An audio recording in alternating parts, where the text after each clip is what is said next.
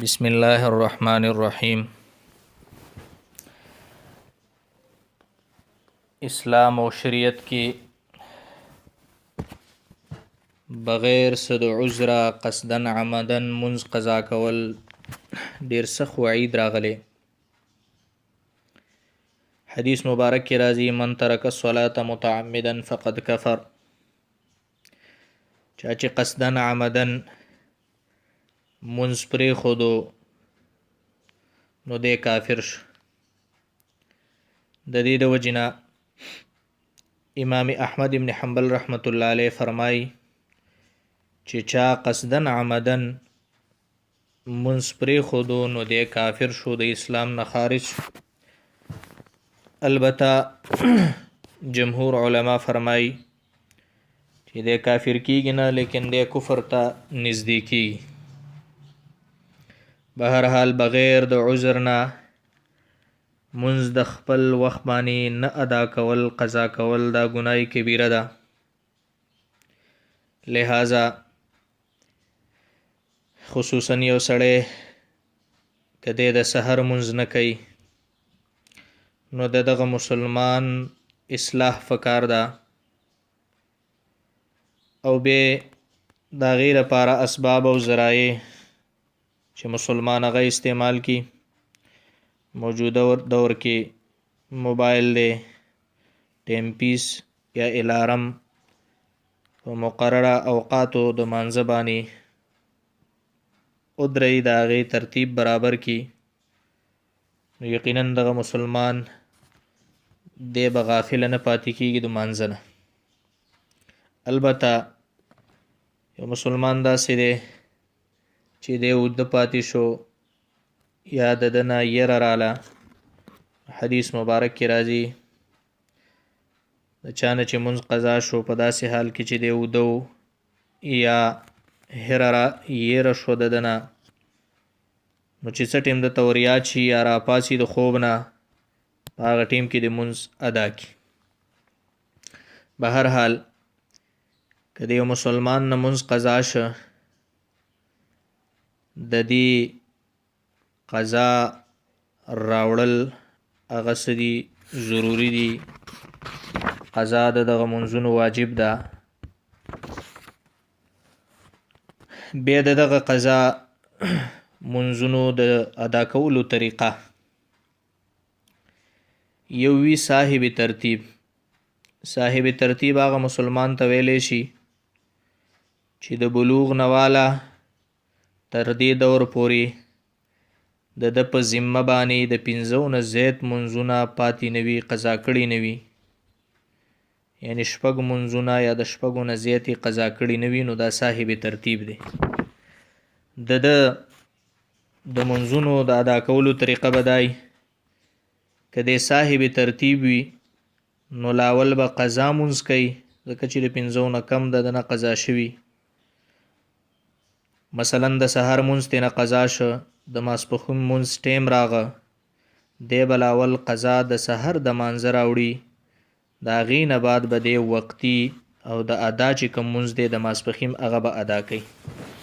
البته یو مسلمان دی صاحب ترتیب او د ماسپښین منځ چې کوم د ادا منځو خپل ټیم باندې هغې ادا کو بیا قضا لا نه ده راګرځولې، نو د ماسپښین منځ ونه شو، دی به د سحر منځ چې کوم قضا شوی د هغې قضا راوړي، د هغې نه بعد به دی د وقتي منځ ادا هغه وکړي.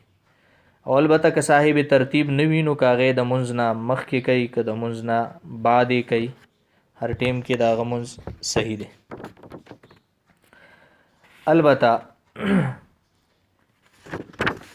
د قضا منځ د جمع سره کول آیا دا صحیح دی که نه؟ نو هر منځ په خپل وخت باندې ادا کول دا فرض دی، بغیر د عذر نه تاخیر کول رستوالی دا جایز نه دی. البته د یو وجې د وجې نه عذر د وجې نه منځ قضا شه او ملګري 2 وي 3 وي نو جماعت سره دغه منځ کول دا هم جایز دی، بلکې دا سنت دی د رسول الله مبارک. لکه په جنگ خندق په موقع کې دغه رنګې د لیلة التعریس په موقع کې د قضا منځونو د جماعت سره هغه ادا کول د رسول الله مبارک او د صحابه کرامو نه هغه څه دي ثابت دي. رسول الله مبارک نه څلور منځونه د خندق په ورځ باندې هغه قضا شوي وو د صحابه کرامو نه، نو هغې په جماعت سره د هغې ادا وکړه. نو به هر حال په جماعت سره د هغې ادا هم څه ده صحیح ده. بیا د قضا منځ په اقامت کې قضا شو، ته اوس سفر باندې روانې مسافرې، مثلا کور کې ستانه منځ د ماسپښین قضا شوی او د هغې نه بعد تا سفر شروع کو، په سفر کې ته قضا راوړي، نو د دې فرض و قضا به پوره راوړي، یعنی 4 رکعته به کې، قصر به نه کې 2 رکعته. البته ته په سفر باندې تللی یو مسلمان او د ده نه په سفر کې منځ قضا شه، د خپل کلي ته خپلې علاقې ته راورسېده، نو دی چې اوس کلي ته راغو د منځ قضا راوړي، د ماسپښین دی د مازدیګر، نو دی به د سافرانه منځ قضا راوړي، یعنی 2 رکعته هغه منځ به کوي. کم وختونه داسې دي چې په هغې کې د قضا منځ هغه ادا کول منع دي په شریعت مطهره کې. شپه ورځ 24 غنټو کې 3 اوقات داسې دي چې په هغې کې یو منځ کول دا جایز نه دی، نه قضا منځ نه نفل منځ، ټول ناجایز دي. هغه 3 اوقات دا دي: طلوع آفتاب چې کله نور راخیږي تر دې پورې چې دا نور ښه بلندۍ ته ورسي او د هغه رڼایي راشي، یعنی د اشراق وخت، تر هغې وخت پورې یو منځ هم نه کیږي. دویم، غروب آفتاب چې کله نور ډوبیږي په دغه ټیم کې یو منځ هم څه دی هغه جایز نه دی. یعنی د دغه مازدیګر د وخت د آفتاب د غروب قضا منځ دا جایز نه دی په دغه ټیم کې. البته که د دغه ورځې د مازدیګر منځ تا نه کړی موجوده ورځې، نو د هغې کې دغه وختي د مازدیګر منځ هغه ادا کول هغه ضروري دي، د هغې قضا کول دا ګناه ده. دریم وخت دا د زوال ټیم دی، په دغه کې یو منځ ادا کول جایز نه دي. او 3 اوقات د دې نه علاوه دي چې په هغې کې نفل منځ جایز نه دی. البته قضا منځ و سجده د تلاوت هغې جایز دی او د هغې اجازت شته، لکه د صبح صادق نه بعد د سحر د مانځه نه مخکې چې تا صرف سنت کړي ادا دي که فرض دلانه دی کړی، نو یو نفل منځ دغه ټیم کې هم نه کي. دغه رنګې د سحر د مانځه نه بعد تنور د راختو پورې. دریم، د مازدیګر د مانځه نه بعد د غروب آفتاب پورې نفل منځ دا نه کیږي. البته که قضا منځ کې نو قضا کیږي. یعنی په دغه 3 اوقاتو کې نفل منځ اجازت نشته، نه تحیت المسجد نه تحیت الوضو. لیکن ضروری خبره دا ده د لحاظ د دې خبرې وساتلی شي چې په دغه اوقاتو کې د مازدیګر نه بعد شو، د سحر د فرضو نه مخکې که قضا منځ کوي یو مسلمان، نو د خلکو په مخ کې دی نه کوي، بلکې تنهایی کې ځان لدی دغه منځونو څه کوي، اهتمام کوي.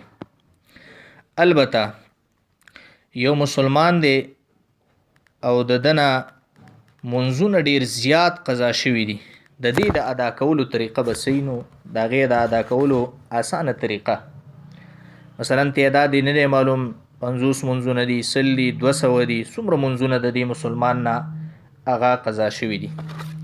نو د هغې د ادا کولو اسانه طریقه دا ده چې به تخمینا حساب به ولګئ.